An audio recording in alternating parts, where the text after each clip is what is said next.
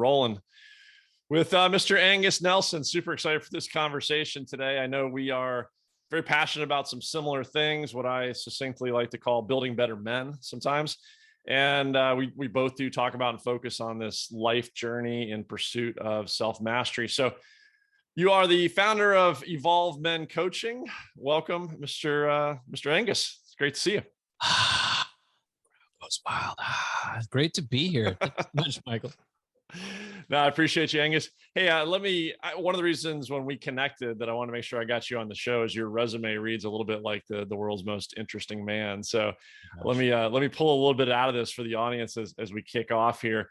So I already knew you were a man on a mission, but I know you work with America's top performance, or you are one of America's top performance experts, excuse me. And your mission is to help ambitious men get more out of life.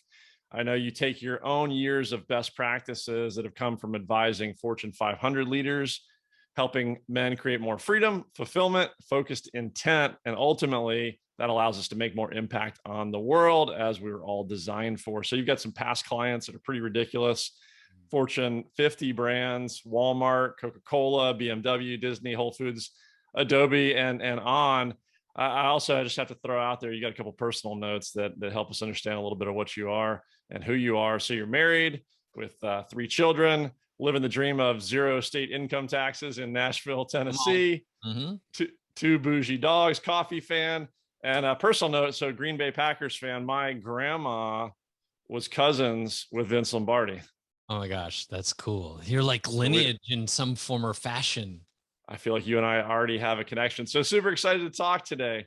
Again, welcome. Well, thanks so much. Yeah, that's awesome. I appreciate the kindness there. Oh, absolutely. Hey, why don't we start? You have so much going on in what you do. And this is such a big topic, right? Men's performance, self-development, growth, realization of fulfillment and purpose, and ultimately our biggest impact on the world. And what does that look like in our personal lives? How do we maintain alignment to that as we grow businesses and our careers and our companies? And like putting all this together is extremely complicated.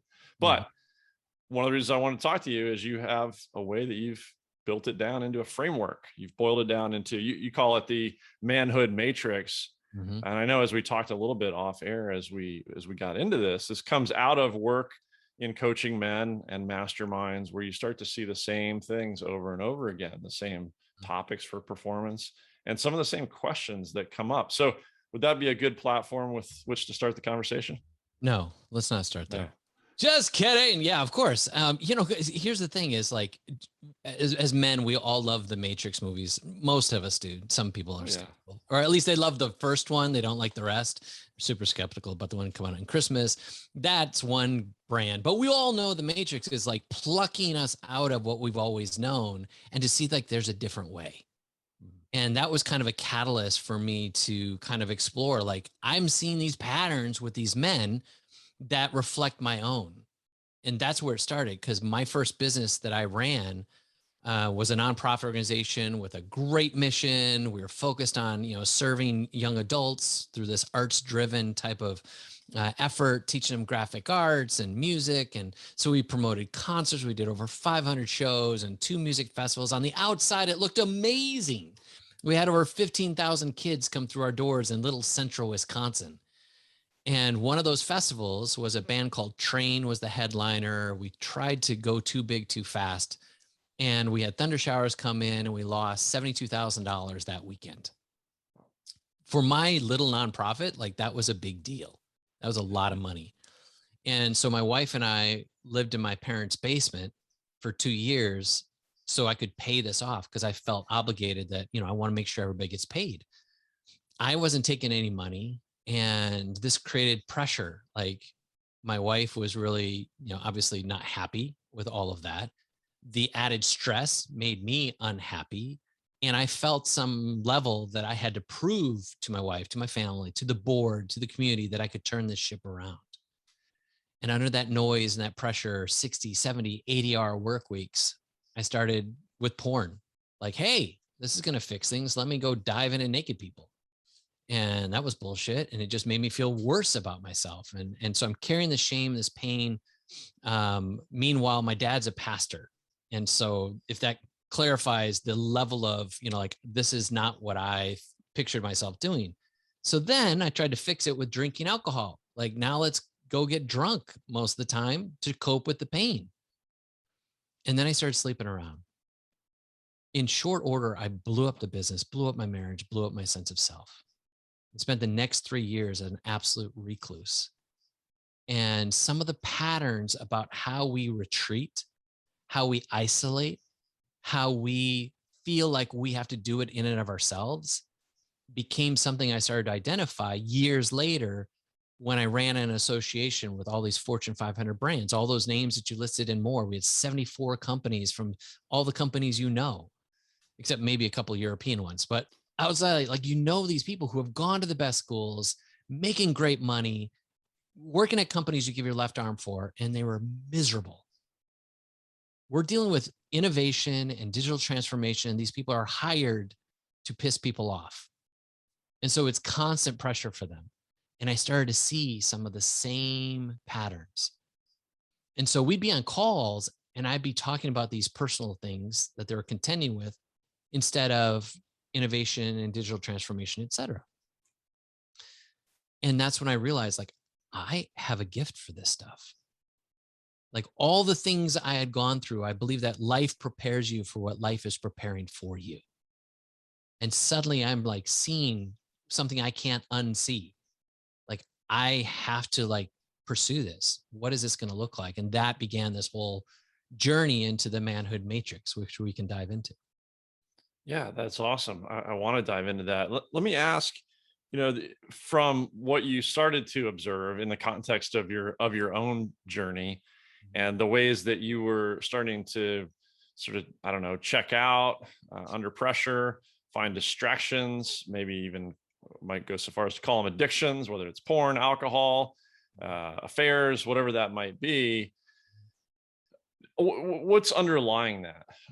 Did you dig in to figure out for yourself, and do you see the same patterns in others, that there are unresolved traumas or other baggage we've got to deal with to really get past those behaviors, to really get to what's on the other side of it?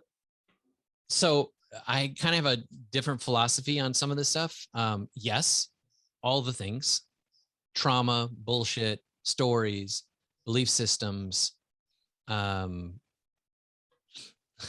projected things that you believed that are expected of you that are not.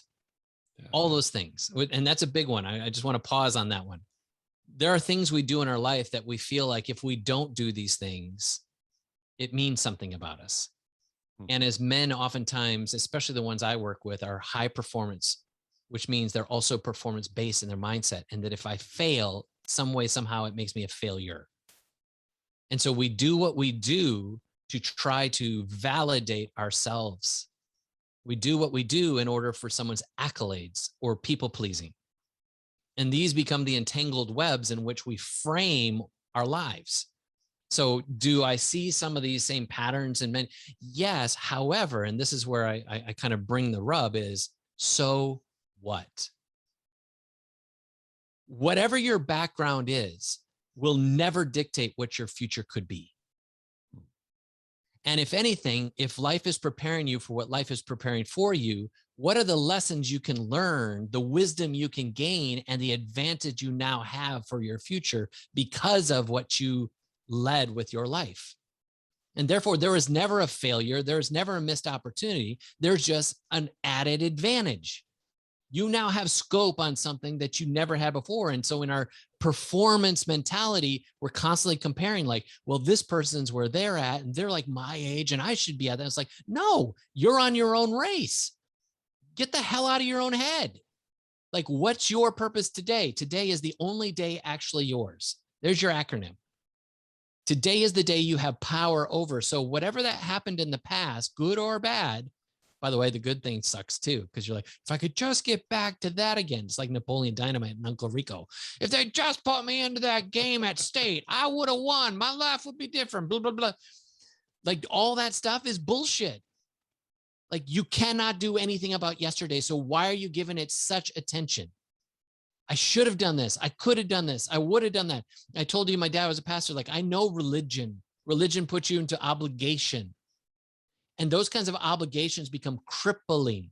So anytime you're telling yourself, I should, I ought to, I'm supposed to, like you are doing yourself a disservice. It's not about what you're doing. Instead, put a focus on who you're being. How can I be my optimum self today? How am I investing in me today? I'm getting the right fuel, whether that be in food or exercise or water, and information and knowledge. Am I applying myself to other people in a way that's engaging and present, caring, loving, empathetic? Am I approaching the world through a lens of optimism, generosity, abundance, possibility? Because at the end of the day, gosh, you got me on a rant here. Like, we have to understand that we are people of expansion. If you're a man who has dreams and has visions, which I believe most of you are, you who are listening, I don't care if you're in your car, you're out mowing your lawn, you're working on your tools, or your tools are working on the things, whatever. You aren't living unless you are experiencing risk. Risk makes you feel alive. And if you've stopped risking things in your life because you're afraid you're going to lose something, or you're afraid to go back to something that you experienced before, then you're already caught in the trap. And now your extraordinary life you've been given has been reduced to mediocrity. And you feel impotent, weak, frustrated, and stuck. And yesterday is not going to do jack shit about it. So I 100% agree with that last part. I love the rant. 100% agree with that last part, right? I just think that's how we're wired when we're just cruising along, when things get too comfortable, too easy. That's when we start to self-destruct and have these problems with happiness and fulfillment. I think we're wired for hardship and risk and survival and adventure. That's just who we are as humans, as men. And that's where we find fulfillment and excitement and passion. But I guess the one thing, oh, I'm a pause. I want to like reverse the table. Like, all right, like, what was the thing that made you say, working in corporate and consulting, blah, blah, blah. What was the thing that you said, you know what? I have to work with men. I've got to create this community. Like, how did that become alive in you? For me, it was, I think it's Tony Robbins that says massive change happens either through some catalyst, right? And typically either inspiration or desperation. And my moment of desperation was probably not unlike a lot of your clients, right? Cruising along at a level of career success, financial success, family success, or at least what we all have been ingrained or patterned or taught to believe is success and what you do, right? So I followed the pattern. And then one Monday morning, I got back on an airplane like I had so many other times to run off to do something in the corporate and consulting world. And life hit me in the form of a breathing panic attack.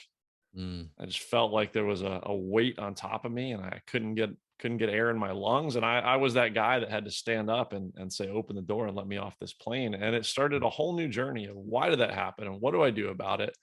And self-realization. And what does this all really mean? How do I heal? How do I grow? And for me, it opened up a whole journey. And I think we talked a little bit off air in terms of, as you go through this evolution of yourself in life, you may not realize it, but others start to notice. Yeah. And they kind of go like, what are you doing? Or what's different? Or what'd you change? And just that started to steamroll. And I realized this lifelong passion I personally had for performance at one time was sports performance or academic performance or corporate performance became like, how do I perform so much better as a man, as a father, as a husband?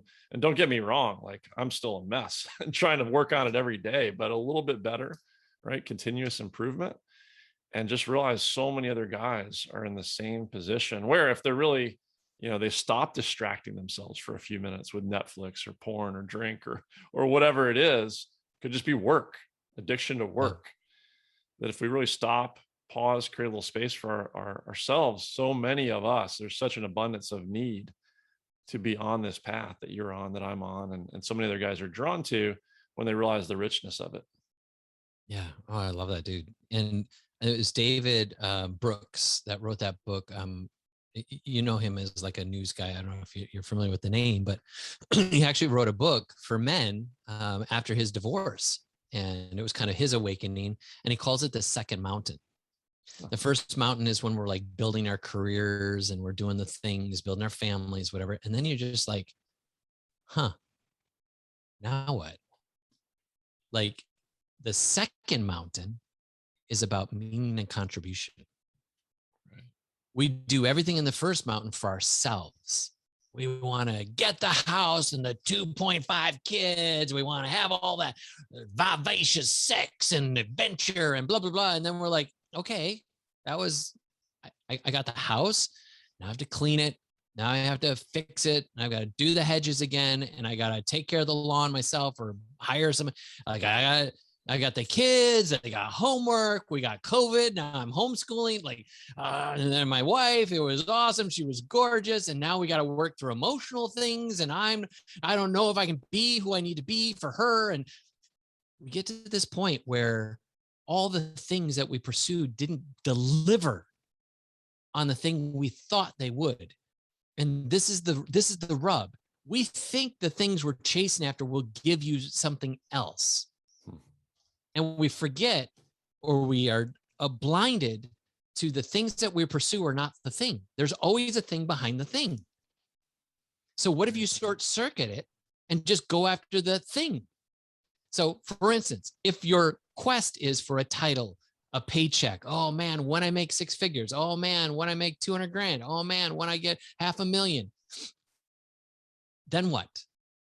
You don't want the $500,000. You want what you think the $500,000 will give you: status or prestige, ego. Well, that's pretty fleeting.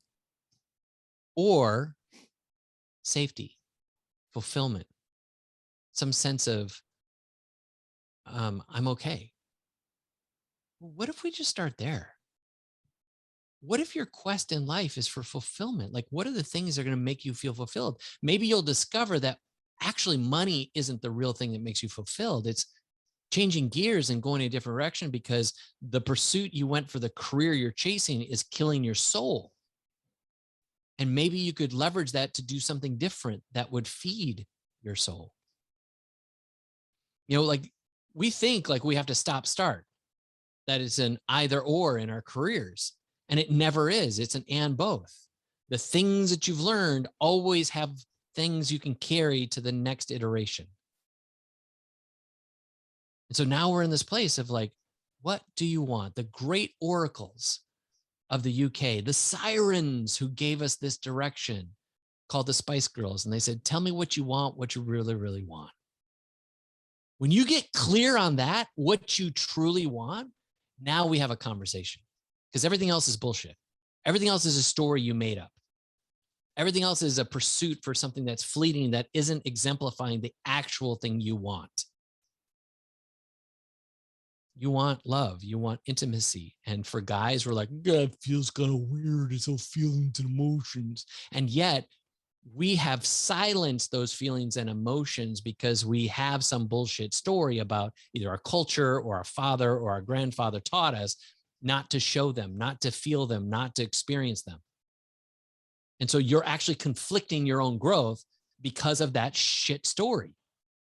And so now we're in this age where we're discovering, like, if what I really want requires me to change what I've always done, am I yielded and humble enough to let go of what I've always known so I now can take on something new? Man, there's a lot that came up in that and came out in that. Dude, you're pulling some Awesome. good stuff out of this. There's some great stuff. Yeah. No, the part of what you just said there at the end, I'm going to work backwards. That what a therapist has labeled for me as emotional constipation. I would argue that as men, we are extremely good at as an innate survival tool. But there's a time and a place to survive, and then there's a time and a place to thrive. So always shutting it down and compartmentalizing it, bottling up, might help us survive, escape the tiger death. a situation that's, life or death that we're called upon to do in everyday life or our jobs or whatever it is, great. But there's a time to feel, there's a time to tune in and connect and clear that stuff. So I guess what I wanted to ask you, going back to 100%, fail and failure are different. I'm totally on the program of thinking about of wins and lessons, or failures being lessons and tools, and we must fail on the path to success. That's what it's all about. These are learning opportunities. But where is that shift in what you do to allow ourselves the space and the opportunity to tune into what fulfillment is going to mean for us? And how do we, going back to failure, how do we break the pattern of failure? And you said you differ a little bit on kind of how to rewrite the story. I still, I'm not connecting the dots here, because I feel like if we don't change fundamentally, then we will continue to repeat those same patterns of self-destruction or whatever the failure was. So how do I make that shift? Yeah. So most people take it from an approach of behavioral modification. Yeah. Like, if I want to get in shape, then I have to get in the gym. I have to eat right. I have to do right. I have to do all these things, right? If I want a better marriage, then I'm going to have to read some books. I'm going to have to get really emotional. We might have to go to counseling. Like, I don't want to negate any of the behavioral modification, but I will tell you that it is such a light effort in comparison to what really will make the shift. And that's what you asked, is how do we really make that shift? Right. It's about not behavioral, but rather belief. You want a belief modification. So what I've been talking about in terms of these stories we tell ourselves and these things we've obligated ourselves to are based on these stories that we behold to ourselves to paint an identity of how I see me. And your identity, I'll share this real quick big picture, and then I'll reverse it and then show how you fix it, right? Or how you actually implement it. So our brain is wired for validation. Our brain loves equilibrium. It wants to experience whatever it is you believe about yourself.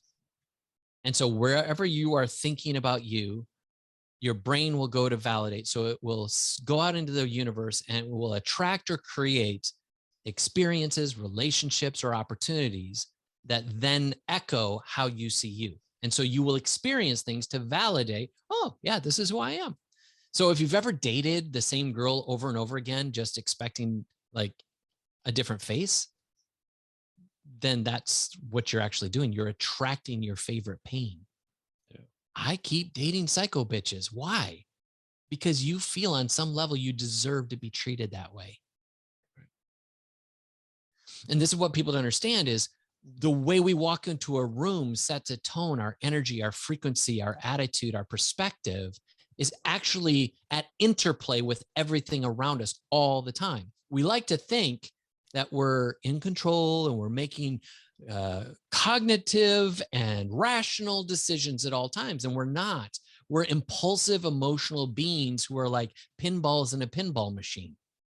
And if you haven't observed that over the last 2 years of this ridiculousness we're in, well, then you haven't been paying attention, because we are responding to stuff all the time. Our whole life is like, and there's science behind this. I don't know what the percentage is. I'm absolutely making this up on the spot. Let's say 80%, 90%-ish of your life is all responsive.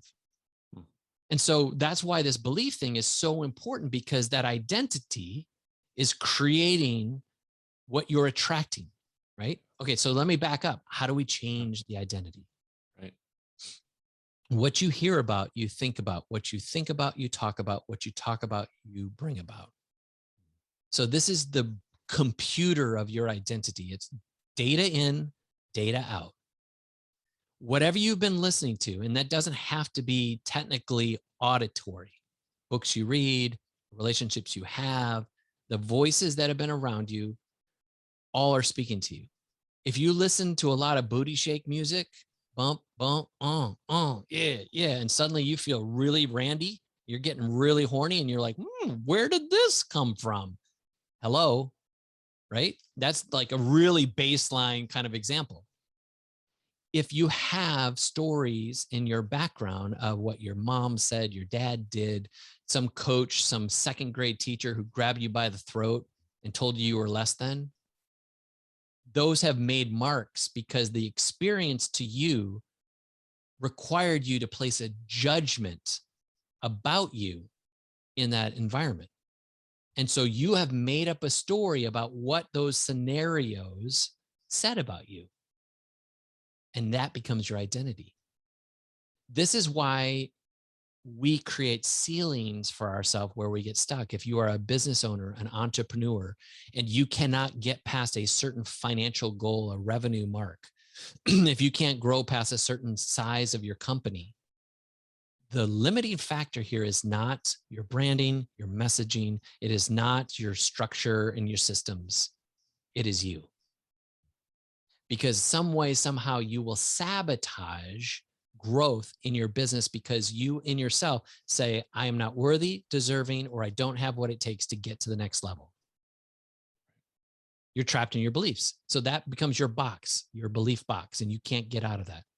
So I work with clients to expand that belief box to see something bigger and greater about themselves. And so now the natural byproduct is you start listening to these other frameworks and start seeing yourself differently. Hear what you hear about, you think about, you talk about, you bring about. I start helping you speak more highly of yourself through an exercise I call the 10-minute motivator. And that speaks to how you see yourself in a story, otherwise known as a manifesto. The second piece of that is your principles for living. These are elements of quotes, proverbs, scripture, whatever's meaningful to you. Third piece is your affirmations. Those affirmations state a truth tied to an emotion. How I show up for my work, it might be my team believes in me, they work with me, and they love to be around me. That makes me feel powerful and connected. So suddenly now you're imagining yourself in that environment that's different than what it was. And you start telling yourself that often enough, you actually indoctrinate yourself. So now your belief says that. Now you'll start speaking it, and now you'll start experiencing it. Because the belief is shifting the experience. You'll show up more powerfully. You'll show up differently. Tied into this 10-minute motivator is also like a vision board. All of this paced towards this next level, higher optimal self.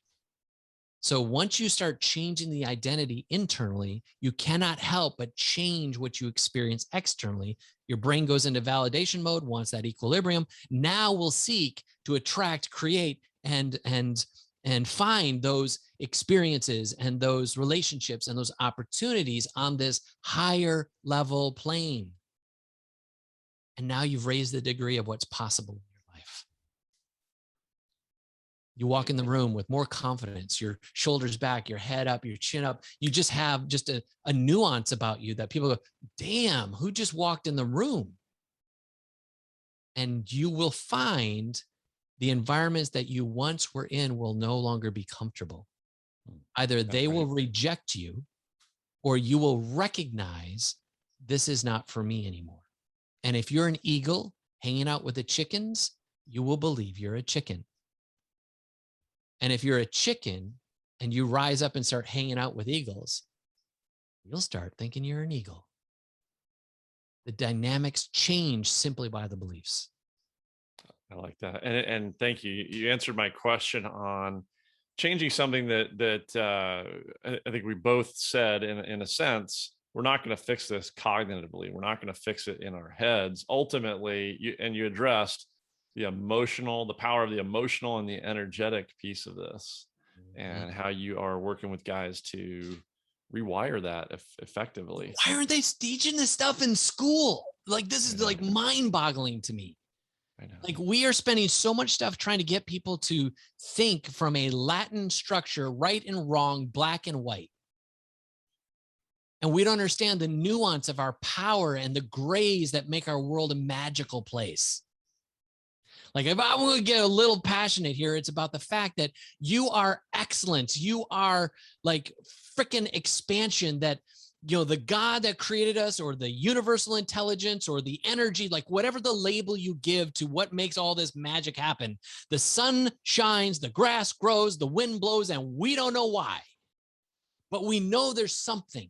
And whatever that spark is, for some reason, we're the only cognitive creation that actually can create in conjunction. We have an operation in our mind that allows us to facilitate change, facilitate movement and growth and momentum. How much more should we be echoing this into our lives, that in the same way the universe is expanding, our lives must be expanding? This is our opportunity. Like, we were born for expansion, and we settle for restriction because all the restrictions we place upon ourselves, or we play victim because we say, well, it's because of the economy, it's because my boss, it's because of my spouse, it's because of these conditions, it's because of my parents, it's because of this sickness, it's because of my diagnosis. Bullshit. What do you want, motherfucker? Step up into who you were made to be, and you know it. And I will call it out of you every time, because you are a badass motherfucker and you just haven't given yourself permission. Stop accepting your own excuses and start seeing your own greatness. That's right.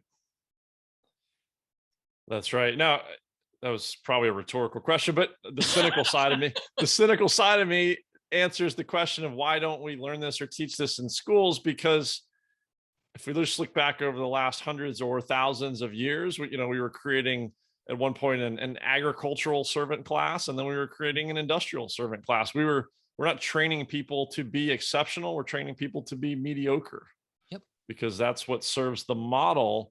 And we're at a point in time with so much power and connection between all of humanity across the globe that we can talk and connect and grow and expand on this level and pivot to this mindset of all being exceptional and all contributing to our utmost potential. Mm-hmm. I want to ask you a little bit about the symptoms that you see in men when they're not doing these things optimally. But maybe before we get there, I just, something you said made me want to ask, because you are so passionate about this and calling this out or pulling this out of men. You're a father. How are you talking about these things with your children? So I love, getting into actionable advice on the show. You talked a little bit, or you alluded to a 10-minute practice. What kind of practices do you have, or what kind of teaching do you do with your children as a father to set them on this path? The number one thing is just modeling, right? And this is the hard part. We forget that they're watching all the time. Right. So if you're dangling on your phone in their presence on a consistent basis, and that's got more of your attention, and when your kid tries to ask you a question or disrupt you and you get annoyed, that is a symptom of this underlying anger that you're carrying and your disconnection with the relationship and rapport you're building. And you're modeling for your kid that this is the way it's supposed to be. You can be disconnected too. And then when they get to be teens and they've got their headphones on, listen to all the things, you wonder, where did they learn this? This is just those teenagers. Oh my gosh, the teenagers, they're just the worst. No, you train them, right? You asked, you alluded, like, how do you see some of the symptoms, in men? Listen to the words. So remember, what you hear about, you think about, you talk about, you bring about. Like when you hear the words where it says, oh, I suck. Oh, I'm terrible. Of course that happened. This never. Oh, that always. Programming. They're sharing what exactly they believe. And if you listen to your words, you're sharing what you believe too. So for my kids, I tried, like, I would love to tell you, like, well, I've got this all down. I am so perfect. Like, I screw up at this all the time. And my kids know when I come, like, with my head hung low and I'm apologizing for something, like, they love that. And they're super gracious about it. They want to see my humility. But when I put them to bed at night, there's this other thing that I want to show them, and that is how they believe in themselves. So since they were conscious, I have 3 kids. My oldest is a product of my wife's practice marriage. I came into her life when she was 9, and I had to earn the right. to be her father. Last Christmas, she wrote me a letter and asked me to, this is a great reminder, I haven't done this yet. She said, I would like you to legally adopt me. And you've been more a father to me than my natural dad ever was. And like, that was a boohoo moment. Like, you want to talk about slinging some emotions and some snot. Like, that was awesome. It was beautiful, but it was through a lot of hellaciousness of how she and I like had to grow together. My other two kids, number 2 and number 3, since they were conscious, I've said to them when putting them down at night, I love you. I'm proud of you. I believe in you. As they got a little bit older, I added to that. And I said, dream big, work smart, and don't quit. Why? And they respond, because I have what it takes.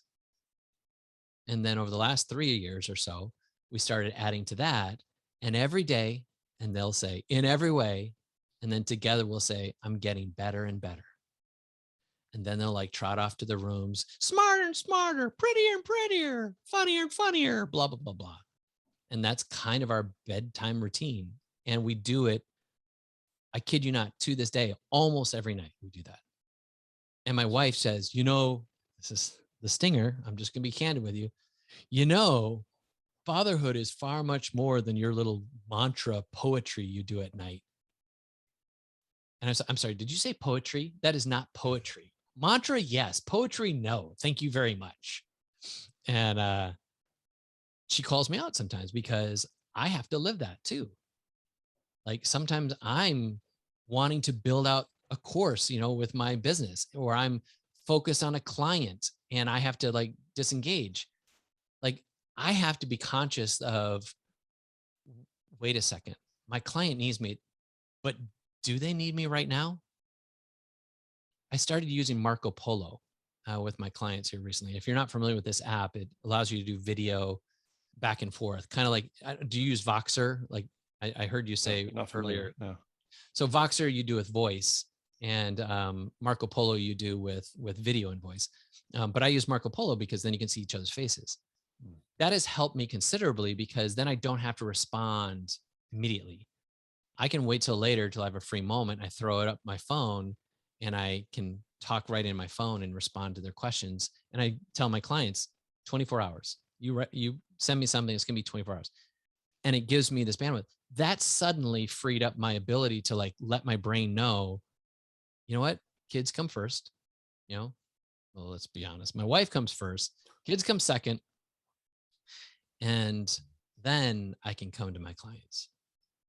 And that might mean right before I'm going to bed, I'm brushing my teeth, I just get done, and then I throw up the phone. I'm like, hey, I want to speak to that thing you asked about. Da, da, da, da, da, da. And then now I'm not interrupting anybody's relationships. Nice. What 2 things that came up for me there that I just want to comment on, see if you want to expound on it all. So in terms of, you mentioned several times the importance of language, of the words that we say, but the words, the number of conversations we have in our own heads drastically outnumbers what we actually say out loud in any given day. So to me, and I love what you're doing with the children, right, is you're working on what story is going on in our heads, those words that repeat in our internal dialogue every single day throughout the day. Yeah. And I just want to applaud your humility in the way you approach that conversation, those parenting relationships. Look, if we're honest, like we're in a point in time where we're having these conversations about gender and masculinity, and is there toxic masculinity and manhood, and gosh, why do you have a show that's niched down to talk to men and so forth, right? But so I mentioned to you off air one of the sets of training I did recently, and it is a mastermind for men on the other side of a growth crucible. You've got to complete the growth crucible to enter the brotherhood, which then continue to work together in what these guys call family, faith, finance, and fitness as sort of a foundation for growth towards fulfillment.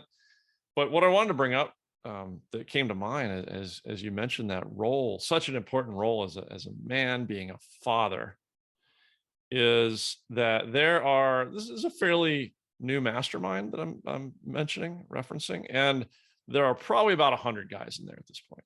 80, 90, 100, somewhere in there. And I started, you talk about patterns you see over and over again, the questions that come up, the things that come up with your clients, and it's create a framework. I started seeing this pattern.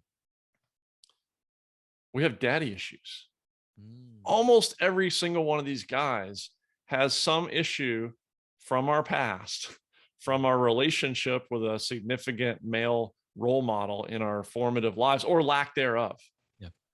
And so it's really impacted me that despite the pretty massive level of success of all these guys that have made the financial and physical and emotional effort to enter this mastermind and start to work together and grow together and better themselves individually, there's a huge void that created this situation, has probably held all of us back from an even greater level of success. So I wanted to mention that because we're talking about growth as men, but such an important perspective on future generations. And so they say role. in psychology, not to, I'm cutting you off. I don't mean to cut you off. No. Just cut You're you good. off. Bad. Please, So go. sorry. Go. If you're a lady, I'd really feel even worse. So if you look at deficit controls people more than we even grasp. And what you just described is those dad issues. Psychology tells us that our character, our perspective on life, our filtered lens, whether you're talking about personality profiles or whatever, is all constructed before the age of 6. Mm-hmm. Like I've even thought about starting a whole movement of, the first 5. Like if parents could just be committed to being incredible parents those first 5. After that, you can be a total jackass because your kid will have some kind of a different lens to be able to filter your crap. But for those 5 years, like try and get this right is, helping them see themselves in a place of power. And what happens, what you just described, is so many high performing men are operating for validation because they didn't get something, weren't good enough, didn't have, or what have you. And on the other spectrum, for men who have gotten into trouble, it's because their allegiance and alliance went through some other kind of behavior that wasn't academic, wasn't business focused. And instead they went into drugs or crime or something else for the exact same reason, trying to replace a deficit in their life. And this is what fuels most men and what keeps them constantly angry. Because no matter how hard you try, you're never enough. That's what we discover.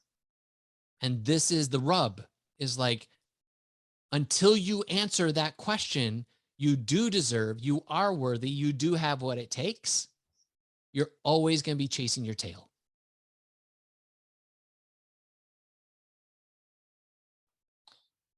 So if we take that back to rewriting this, reforming that, are we filling the deficit or are we redirecting to something else instead? So we talk about behavioral change, language change, mindset change.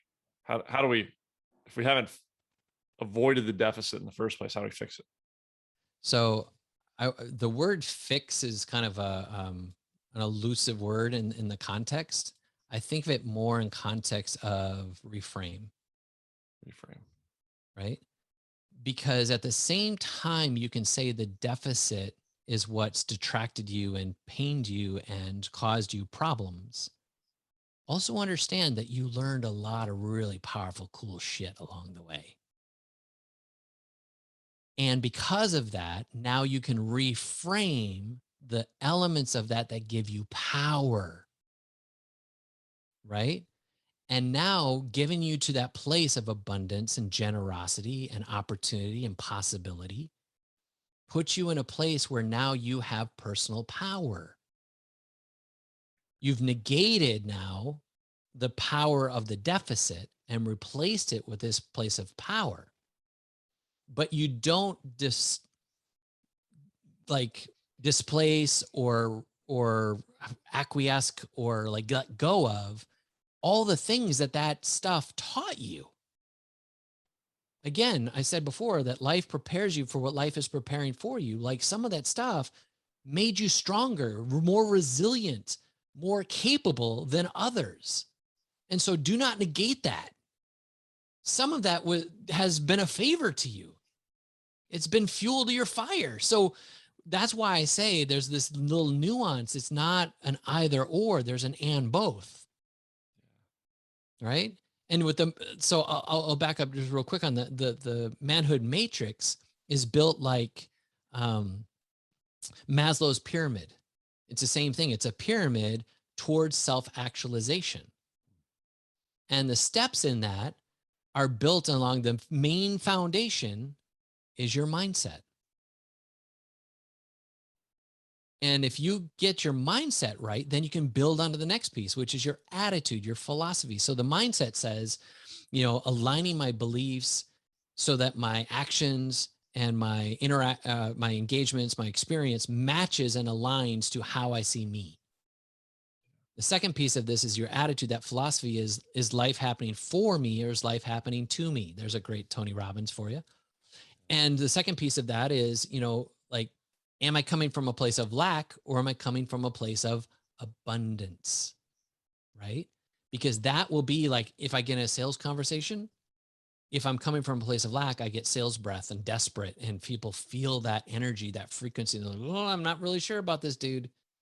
Whether I'm coming from abundance, then suddenly it's like I'm there to solve a problem. I'm there to serve a client, and they get a different vibe. And now sales become a lot easier. And so those are the first two steps to this manhood matrix. It's all built off the acronym manhood. And so I built those 7 questions you and I were talking about earlier. Right. In accordance to those 7 questions, align with the 7 steps of all of that. And once you like answer those questions, like you can't unsee what you've done. Like you're like, shit. Like it makes you analyze. And this is what we don't do as men oftentimes, is we don't reflect and we don't internalize some of the ways that we're experiencing what we're experiencing. And so that's why I built the 7 most powerful questions to change your life. Nice. I like that reframe from, maybe to label a couple extremes, reframe from trauma to superpower. Yeah, exactly. Yeah. And here's the other thing too. By the way, your overused superpower actually becomes your weakness. What's an example of that? If you're really good at talking and speaking and you overtalk and overspeak, you make people feel small in your presence and you come off as a jackass, arrogant and narcissistic. If you are someone who's really good at engaging with people and you have this ability to woo and people feel like, oh my gosh, I connect with this person so easy, you overuse that and now become manipulator, now become coercive, and you're moving people emotionally and making it feel fraudulent. Anger, like we were talking about that, like there's a piece of anger that sometimes can fuel you for something good because you can become passionate about a belief, defending someone who can't defend themselves, becoming righteously indignant about something that should be a certain way within the world. But if you overuse that, that anger becomes destructive, alienating, and disintegrating relationship. Absolutely. And so this is where we see these complexities and why it's so important for us to become more centered, more conscious, more emotionally connected, because everything stems off of that. I like it. Thank you. So you teased out a couple of the foundations of your matrix. Yeah. And we started the discussion talking about the matrix. Once you've seen it, you can't unsee it. So why don't we go there to try to wrap this up in respect of your time? Could we maybe pull out a couple of those questions as examples that enlighten us to there's no way back from here? Red pill, blue pill. And then for those that resonate with that, let's talk about what Angus does in terms of coaching and mastermind and what's out there for guys that might want this kind of help. Yeah. So I'll give you like just the first question. And these are Yeah. like, if you think of it from like gut level stuff, let's just cut to the chase. Like if you're at a place where you want something different in your life, like you first have to just give yourself permission, like, all right, let's do this. Right. My favorite thing is when I'm working with clients and we're talking and we're in that sales piece and they're like him hawing like, oh, this is an investment, I'm gonna have to deal with my shit, I gotta like, you know what, fuck it, let's do it. That's the phrase they give me, fuck it, let's do it. And to me that's kind of like putting a line in the sand that says it's on, game time, right? So if that's where you're at in that context, like these questions become super super powerful, right? So if you say, the first question is, what are the areas of my life that need to change in order for me to look in the mirror and feel proud of who I see? Hmm. Because most men look in the mirror and they say something contrary. They're not proud. They're carrying some pain or shame or regret or comparison. What would have to change? Get really honest. Write that down. And so with the download is a little journal for you to be able to write these things down and get really honest with yourself. Because and this is what a lot of men don't realize is like once you start like peeling this back, the thought is it's showing my weakness, it's showing how I'm broken, it's showing how I'm less than. And I would argue with you absolutely the opposite, is that as you see these things, you can actually go into righteous indignation because now you're like, this fucking stuff has held me back. It has cheated me from relationships, cheated me from job opportunities, cheated me from the life I want for me and my family. Are you kidding me? I'm not putting up with this shit ever again.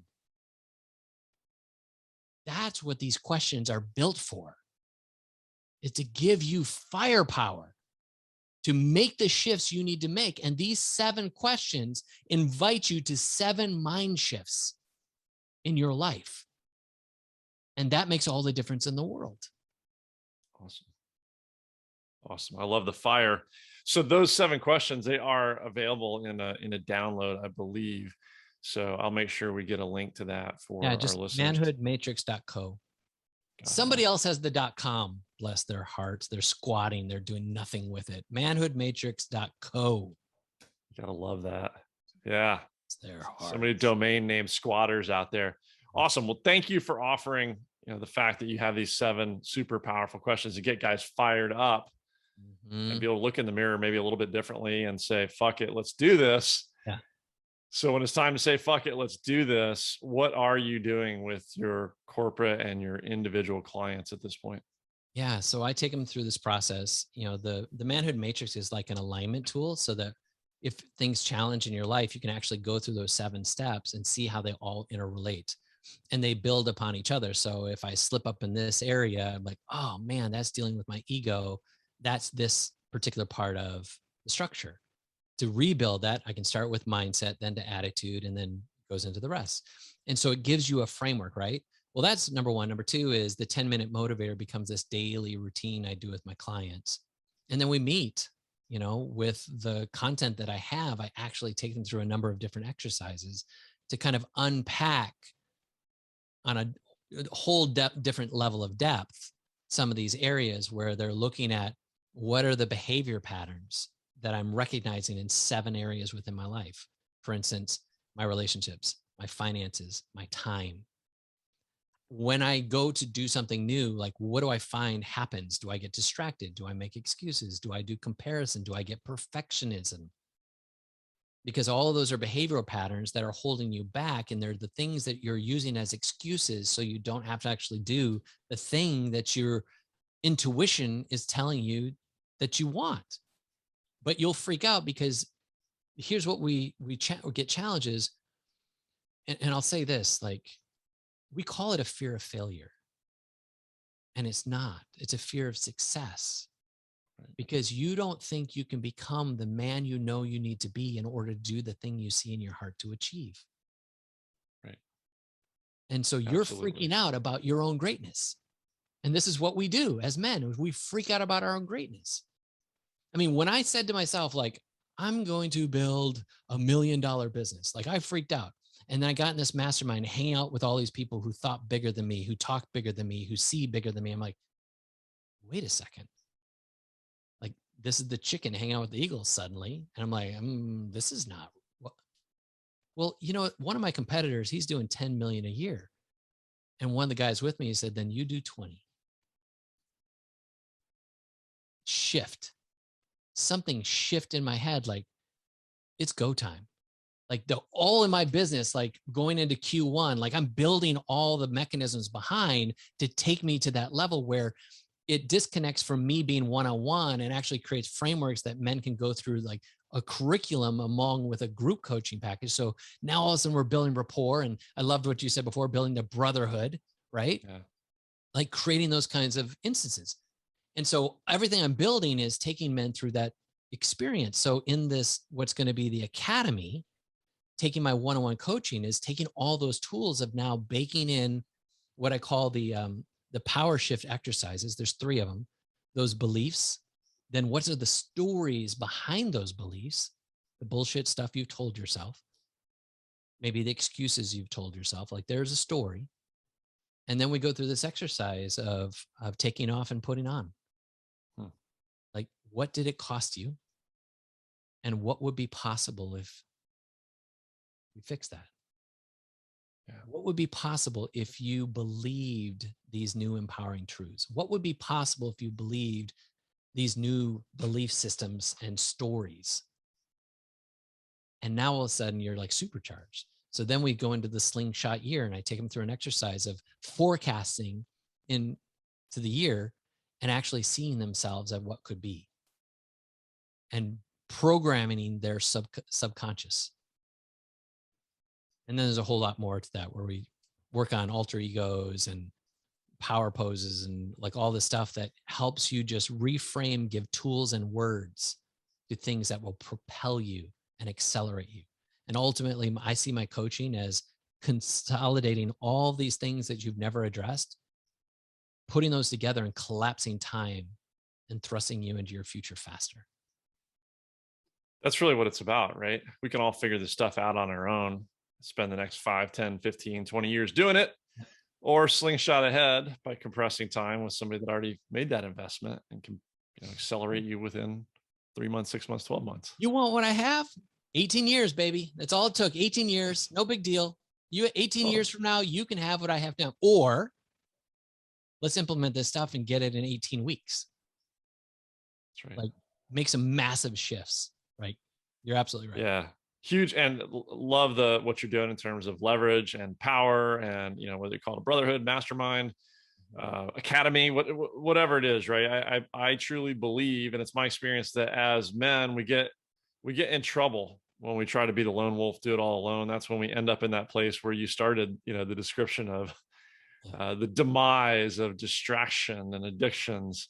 We need the power of growing together as a tribe and hunting and adventuring and taking down business and relationships and just being better men together. So I love what you're doing. We're going to air this here in Q4. Is it Q1 when the academy launches? Yeah. Yeah. Awesome. And are you taking on any additional one-on-one clients between here and there, or should we find a way for guys to start having a conversation with you about Q1? I have 2 slots available that I'm willing to give. And I have a caveat, like I work with clients that inspire me.